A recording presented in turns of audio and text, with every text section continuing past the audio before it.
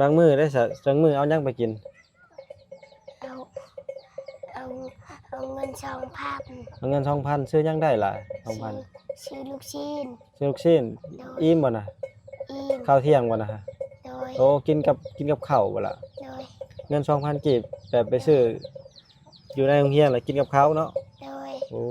ตายอีตนพี่น้องเอ้ยได้ล่ะแม่ไปหุดข้าว ไปหูดข้าวโดยว้าคือจ่อยแต่เดี๋ยวนี้เป็นหยังบ่ล่ะเป็นไข่ เป็นไข้ โดยไปโรงเรียนนี่แบบย่างไปบ่หรือขี่รถถีบย่างใบย่างไปเจะถือข้าวไปกินที่พุ่นบ่ล่ะโดยเออได้อิหยังไปกินแต่ละมื้อบ่ล่ะฮะกินกินเก่งละไม่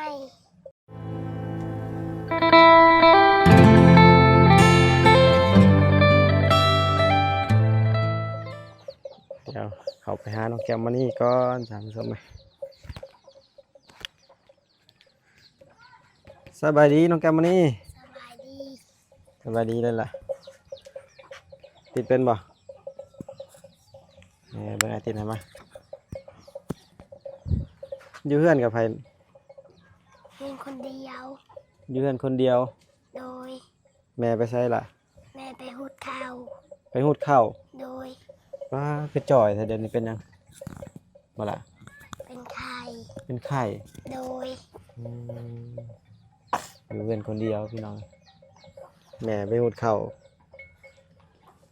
แม่ไปหูดข้าวคู่มือเลยบ่โดยหูดข้าวอันรับจ้างบ่หรือหูดข้าวตัวเอง หุดข้าวเอง หูดข้าวเอง โดย แม่เจ้าเฮ็ดให้บ่ล่ะบ่โดยเฮ็ดให้อยู่ไสไกลบ่ล่ะเครือ ฮะคือ คือ โดย โอ้บ่ไกลปานใดกว้างซำใดคันเข้าแม่จะโหดนะ บ่ได้กวง บ่กว้างซ้ำโดยอยู่กันคนเดียวพี่น้องเจ้านำบ่ได้เข้าโรงเรียนเลยบ่เดี๋ยวนี้ฮะข้าว เข้าโดย และมื้อนี้วันพฤหัสคือบ่ได้ไปโรงเรียนล่ะมือลานป้ายของเห็นเขาเลิกแล้วลานเมื่อ เลิกไวแท้ล่ะ ไหว เลิกไวเนาะ โดย ตาโตเจ้าเรียนห้องใดเลยล่ะห้องปหนึ่ง ห้องปหนึ่งโดย ไปโรงเรียนนี่แบบย่างไปบ่หรือขี่รถถีบย่างใบ ย่างไป โดย ย่างไปกับหมู่บ่ล่ะ โดย ตาโตไปกินข้าวอยู่โรงเรียนเลยบ่หรือกลับมากินข้าวอยู่เรือนอีกกับเขาเอาเขาเอง กินข้าวเอง โดย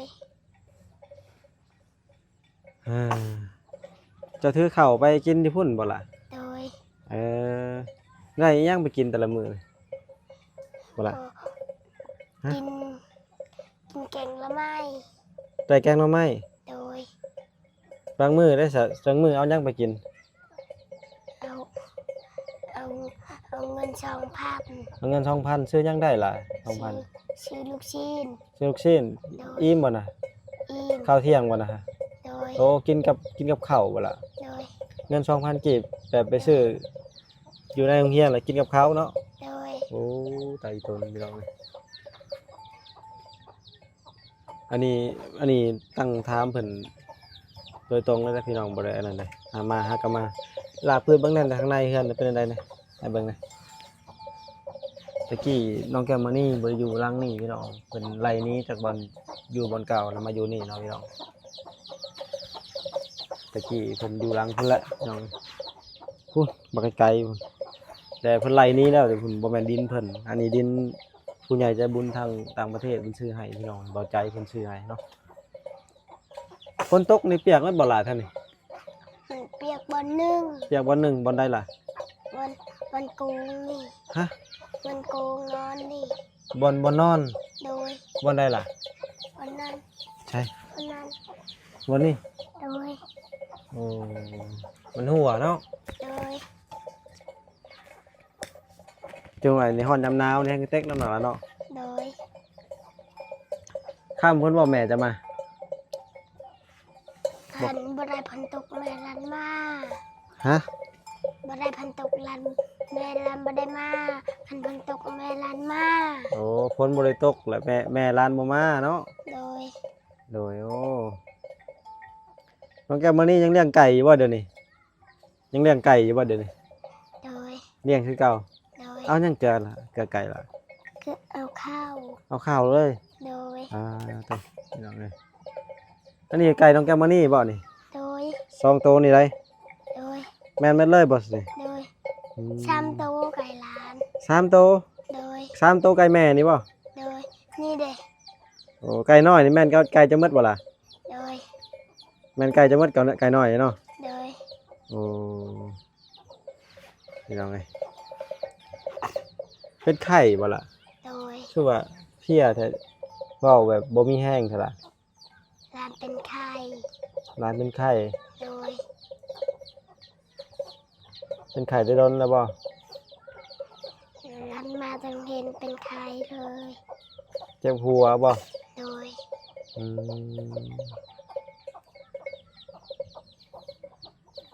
เดี๋ยวนี้แบบเริ่มใหญ่แล้วเนาะเขียนเป็นในบ่หนังสือนั่นล่ะ เป็น เป็นบ่ โดย เขียนชื่อตัวเองก็เป็นบ่เดี๋ยวนี้ โมเป็นเฉย บ่เป็นชื่อเอง โดย เขียนจังได๋เป็นซะล่ะ กินนักชื่อ เขียนหนังสือ โดย โอ้เว้าค่อยเนาะเด้บ่มีแห้งเนาะเนาะ โดย อืมมื้อนี้บ่ได้ไปเอาน้ำมากินบ่ โดย ไปบ่หรือบ่ได้ไป บ่อ บ่ น้ำท่ม น้ำท่วม โดย ท่วมบ่อนนั้นบ่อนเอาน้ำหั่น โดย พระเจ้าไปเอาน้ำไปใช้มากินล่ะบัดนี้ ร้านกินน้ำนี่ กินน้ำตัวหายไว้ โดย สมุนหมดในนี้เด้อจะไปเอาใช่ล่ะสมุนหมดเดี๋ยวนี้น้ำอยู่นี่ ในร้าน อ่ะ ร้านกินนักกระติกนี่เอง ยังอยู่ในกระติกอีก โดย โอ้ยังมีหลายบ่อนนั่นล่ะเนาะ โดย หมดในกระติกได้อสับบัดนี้ไปเอาอยู่ไส เชื่อไปกินน้ำมาดานนี่ ไปกินน้ำมาดานน้ำน้องตุ่นบ่ บ่อ น้ำมาดานไผ น้ำมาดานชู น้ำมาดานน้ำกอกหั่นเนาะ เฮ้ย นี่น้องเป็นยังมีน้ำกอกดีของอันบ่โครงการเขาจะเอามาเฮ็ดเวทไว้ให้เนาะบ่มีไผมาเยี่ยมมายามบ่ช่วงนี้มีไผได้มาลิ้นมาเที่ยวนํมาถ่ายคลิปหยังมีบ่ ฮะ มืดเพอเลย บ่มีเพิ่นเลย โดย บาววิลลี่ได้บ่ได้มาบ่ บ่อ บ่ได้มาเลย โดย อืมไผก็บ่ได้มาเยี่ยมมายามเลยเนาะ โดย อ๋อแบบกินหยังซะแต่ละมื้อซะล่ะแม่จะหาหยังมาให้กิน กินแต่ละไม้ กินแต่หน่อไม้ โดย แกงหน่อไม้ โดย ต้มหน่อไม้ทำจ้ำแจ่ว โดย อืมจ่อยแห้งพี่น้องช่วงนี้จ่อยดำเลยบ่มีเงินบ่มีคนช่วยเลยแต่ก่อนมีคนช่วยหลายพี่น้องแต่ตอนนี้บ่มีคนช่วยแล้วเพิ่นก็พอน้องเข้าคุกยังบ่มียังบ่ได้ออกแต่คุกนะพี่น้องเลย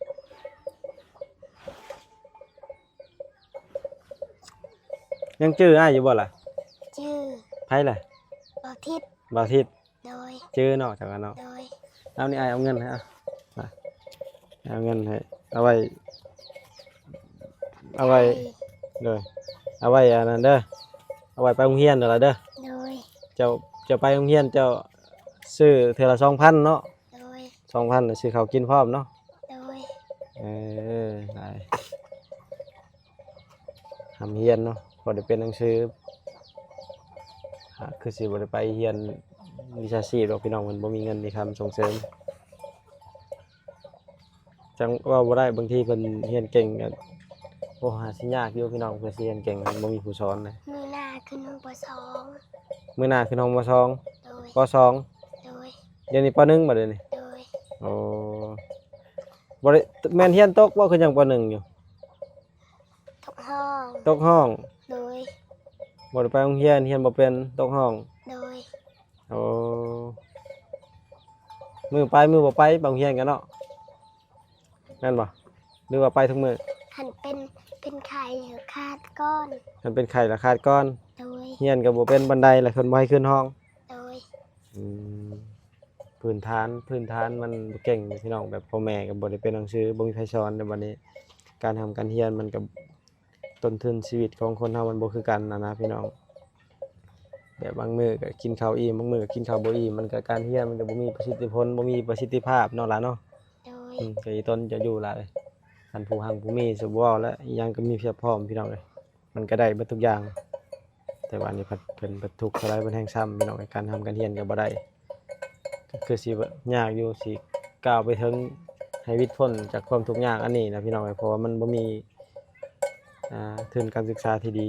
ว่าซั่นซะถ้ามีอ่า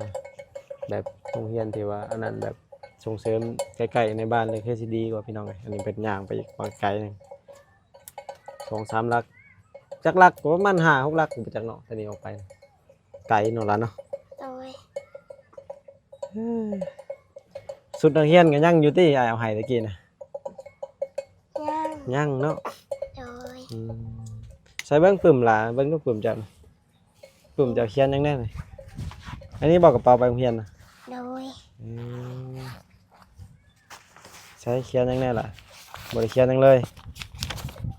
แต้มแต่ตอนนี้คุณอันนี้บ่ตัวหนังสือนะ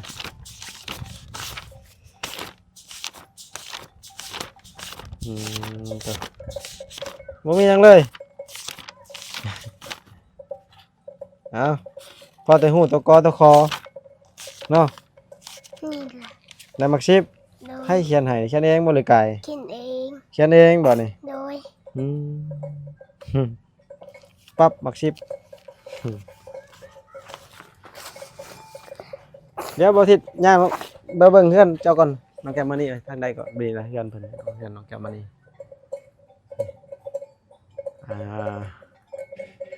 เป็นสิว่าเฮือนก็บ่แม่นแล้วพี่น้องเป็นตูบเพิ่นแหละเนาะเฮือนกำลังใหญ่กว่านี้พี่น้องเอ้ยอันนี้เป็นตูบว่าซั่นซะ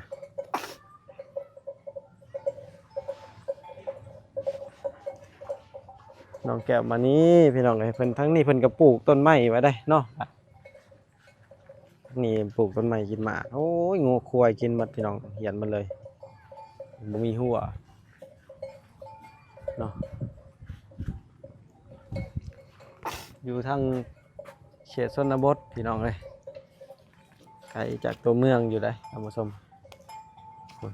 นางทางกลางหมู่บ้านมีงามมีควายเนาะพี่น้องยามแรง